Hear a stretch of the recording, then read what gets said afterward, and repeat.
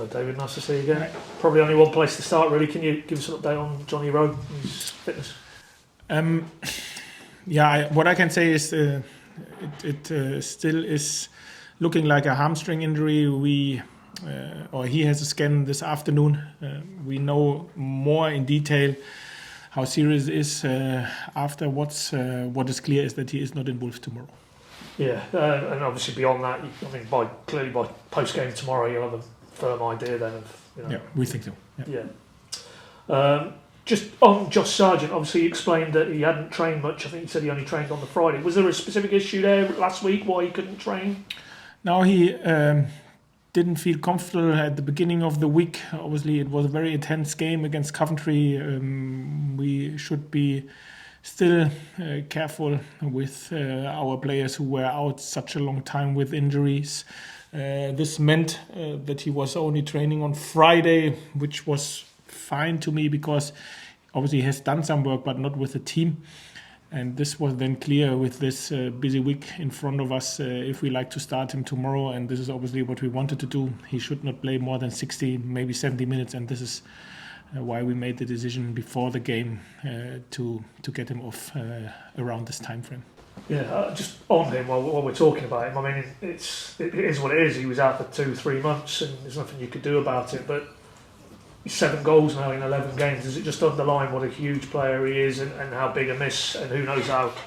You're obviously in a very healthy position in the table, but it could have been even better if he was available for that 2-3 months. Yeah, absolutely. I think for everyone, every team in the world, if one of your best player, your top striker, is out for such a long period, and it was more than 3 months, not nearly 4, and this is never nice, and you have to deal with the situation. I think the group has done this as good as they could, and now we are happy that he is back, and we have to make sure that he stays healthy as well, like every other, to be fair as well. And what an impact he does on us as a team, on us as a group, he has shown when he was on the pitch, and we are happy that he is now consistently catching up minutes. Fitness as well. It takes some further time. Everybody should have this in the back of his head, especially him, because obviously he's very, very greedy and hungry to play. But he is a smart guy, and he knows exactly what kind of decision he and we have to do to keep him healthy. Yeah, I mean, it goes without saying his value to this team and what he offers, not just goals, but his all-round game. But just interested on your thoughts zooming out. Generally, there's a lot of talk in the game that those number 9s now are maybe going out of fashion. There isn't as many of those, I don't know, Harry Kane type players who are big, powerful forwards, maybe don't want to get involved in the play as much, maybe not as technical as maybe some other types of striker. Do you see that in the game over the last sort of 10-15 years, that out number 9, Lewandowski type player, is maybe there's fewer of them about? Yeah, but you named already some of the ones who are big names and top number 9. So for Josh, for me, he's an absolutely complete striker. So he's quick enough to make run in behinds. He has the technique is good enough to have a good link-up play. His first touch is good to accelerate the game. He's good in the air as well. And this, in general, he's tactically very intelligent, how to press. Endurance-wise, he can play if he is on the highest level without a problem, 3 games a week, and on a very, very intense level as well. So he's a complete number 9, complete striker, and he makes the other players better. If you have seen Barnsley, for example, in the last game, especially now against QPR, he played very, very good, super good link-up play, worked hard, had a good opportunity as well. He is in very, very interesting spaces to have a good moment for the back foot turn. So he is on a totally different level as well if Josh is with him on the pitch. And this counts for some other players as well. So we are happy that we have him back. He has shown absolutely what he is capable of doing. But he only can get better and better with every week, with every game. The sky is the limit for Josh. This is for me for sure. He's a top striker. Just to take a step back to squad fitness, Jack Stacey, no issues at all now. You mapped out what the issue was with him Friday night, but now he's Yeah, absolutely. I was very, very pleased with the attitude which he has shown, and as well with his performance. So as I said before the game, the dinner, he missed the dinner before the game, was very ill. We really had a big doubt on him, but in the morning he said, no, I'm ready, I like to go. I have to see how long I can go, but I like to go. And afterwards now everything is fine. Maybe he has eaten something wrong, I have no idea. But he is fine again. And in terms of John Rowe aside, those lads who were involved on Saturday, no issues fitness-wise moving forward for Tuesday? No, everyone is fine. The only one which we have to have in the back of our mind is obviously Grant. He played his first 90 now. What we will do with him today in training and obviously in the next games as well. This is the only one, but he, like the other ones, is totally fine fitness-wise. No further injuries. Yeah, I mean, I was going to ask you about Grant because, and more broadly, quick turnaround from Saturday to Tuesday, and that clearly has to be a factor in your selection with a player like Grant. But you've already said Sarge couldn't have gone again if you hadn't got him off when you did on Saturday. So, how much will you have to give thought to that on Tuesday night in terms of the workload on the players? Yeah, we will consider this for sure. We sit together with the players, with the medical staff as well. Change our thoughts, but to be fair, I prefer to have a situation like this where I have my top players in and around the matchday squad in training as well, and then to make a decision: do we use them, how much we use them, or do we use them in the next game, rather than not to have them available for weeks, months like in the past. So this is something which is easy to deal with. There are so many games in this week and in the future as well, where I know we will use and need everyone. What kind of decision we have to sit together and make this decision then. Sure. On Duffy, has he had the follow-up scan yet on the calf? No, this will be at the end of the week.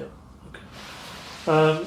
QPR, there was just a footnote there. Has anybody spoken to you about Borja Sainz and yellow cards, and there was a bit of confusion? I mean, not from your perspective, but in general with how we got the information from the fourth official that in the mix of the celebration of our second goal, he got booked. So this was the information which we had. Yeah, as simple as that. Because for some reason it hasn't been recorded beyond. But as far as you're concerned, you were clearly fully briefed and up to date. Yeah. On that game, no, you don't strike me as a coach who particularly loses too much sleep, whether us in the media or fans generally make of dissecting your subs and your in-game changes. But how much post-game analysis would you do on a game like QPR? That last 10-15 minutes, very intense. They get it back. You're trying to push for a winner. I mean, do you go back through your in-game changes, your subs, and analyse that aspect? And would you have done anything different in the same situation again? No. Obviously, we reflect the whole game, not only the last 50 minutes, the first half, the second half, always after every game. Sometimes in more detail. It often depends on how far the next game away is. The next opponent similar to the opponent before, or maybe he has a totally different approach. This then means often how much we look back to the last game and how much we immediately look forward to the next game, especially in this short turnaround. So, but the reflection is always part of our game. Yeah, but clearly that, and you can understand that, and you answered it. I asked you after the game, why didn't you feel it was right for Sydney, and you mapped out why. Okay, now that aspect. Yeah. Okay, now I get your question. Yeah. So listen, I thought I made this quite clear in the last press conference. Maybe I have to make it even a little bit more clear. I think everyone should calm down, even if Sid's name is Van Hooijdonk. I know how good known this name is. Everyone should calm. I said this, don't put too much pressure on this boy. He didn't play a lot in the last 6-7 months. We got the data of his training as well. So give him time. So we had a little bit this conversation with Borja maybe as well. At what period of the time everyone was asking, pushing, and come on, relax. If the moment is right, these guys will get their time. We are very happy to have him here. It's a new country, new environment, new football club. Give the kids and the boys time to settle and to find and use the right moment for them. this is what I wanted to say when I last week said don't put too much pressure on their shoulders. We are happy to have him as an alternative. He will get used and hopefully will help us then as well. But give him time. Like every new signing, obviously in this winter window it was only one. This is something what I think is very, very important. Understood. Watford tomorrow night, game at Vicarage Road, a very seesaw game. You just fell the wrong side of it. What have you made of them since? Yeah, to be totally honest, after this game,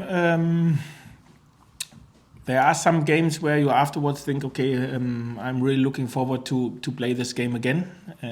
This was one of these games.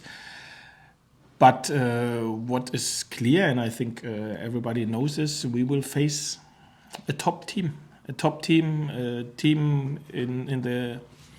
on the level of Leeds, Southampton, West Brom, Coventry. So every one of the teams which we faced in recent weeks, this is exactly this top level.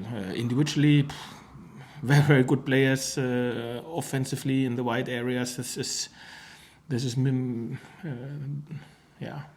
the best, one of the best in the league. This is the truth. And they have everything, and they've shown it when we played against them.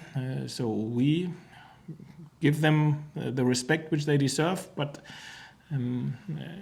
we altogether know what our aim is. We play at home, floodlight, under floodlight, Carrow Road, and sold out crowd with our supporters behind us. We need the energy, the atmosphere to make something special happen. And this is tomorrow our aim, because at top side you have to have a top performance, and this is what we ask ourselves in all departments, offensively, defensively, in the wide areas, centrally. In terms of the energy, aggression, intensity, we have to be top to be the competitor we like to be, and to be successful. And this is our aim. Even if I think it makes sense to be a little bit humble and to respect the opponent, but our aim doesn't change. Yeah, I mean, as you say, that you look at their individual quality, in particular those wide areas. They've got Dennis gone back there now, Martins as well, really good players for this level. After that game, late November, are you surprised that they haven't maybe kicked on? They're 11th as it stands, 4 points behind you, or are we simply talking about the competitiveness of the Championship? Yes, and to be totally honest, this is not my problem. I don't really care what they have done since our last meeting. There are for sure some reasons. If you ask Ismail, he can explain it to you why.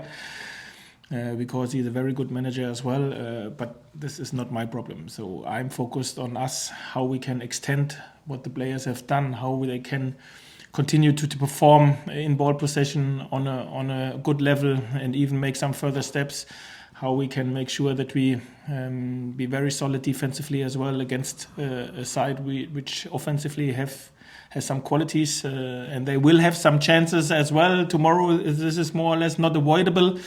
Even if we like to, this is the truth, but we have to make sure that there are not a lot, and the chances which they have, that we kill them in the right moments, and obviously be a threat offensively as well. You touched on it, Carrow Road run, unbeaten in 8, I think 7 of those in the league. I remember you said after the Coventry game that the messaging was very clear. You wanted your players front foot from the off, get in their faces, impose your game on them. I mean, is that over the entirety of these 8 games, is that something you've wanted to see more at home? That they're coming to your place, you want to impose yourself on them. Is there a thread running between why these last block of games it's been very good, very consistent? Yeah, and to be fair, it's not only at home, it's away. The same approach, the same idea. Obviously, it's a difference which players you have available. This is the truth as well. Is this a group who can follow your demands in terms of the energy and the front foot defending? Because obviously the idea has to suit the players as well. And now where we have nearly a full squad available, everybody has seen what this group is capable of doing, and they like the idea, they like this style, and obviously for this, and I said this more often, we need some energy and atmosphere from the stands as well, and this is different on the grass. If you feel there comes something back from the stands, if you win this tackle high up the pitch, if you are brave, and on the front foot. This makes something with you if you are a player on the pitch, and this is exactly what hopefully tomorrow night on the floodlight we will have. I mean, you said after the game Saturday, there is a little bit of frustration around with your players, with you and your coaching staff. Turn that to a positive, use that as fuel for tomorrow night, and that's going to be the message. Yeah, listen, on one side, it's, 3 months ago when we played them. I had this a little bit in the back of my head immediately, this feeling, okay, it was a very good football match, to be fair. Two very good teams. They were better than us at this day, and but now it's gone a little bit different circumstances which we face in both teams. And it's another. What excites me and us, it's another big challenge, isn't it? So it's after Southampton at home, after Coventry at home, West Brom at home, after all these games at home which we now had in the past. Now the next one with Watford at home. Yeah, come on. We know what we like to do. We know how we like to do it. Hopefully we can do it and execute on our highest level.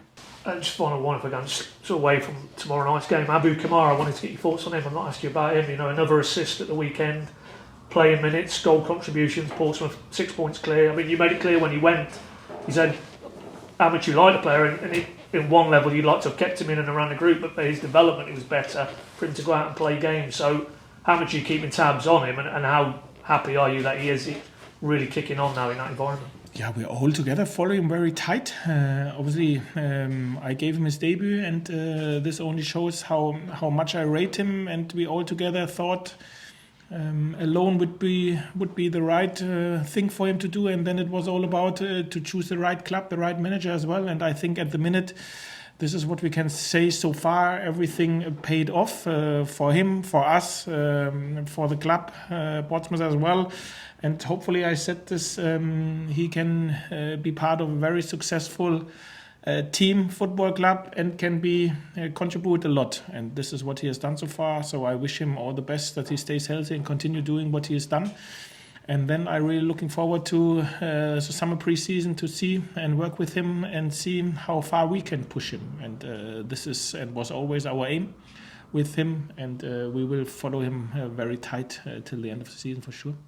Good luck tomorrow. Thanks, buddy. Thank you.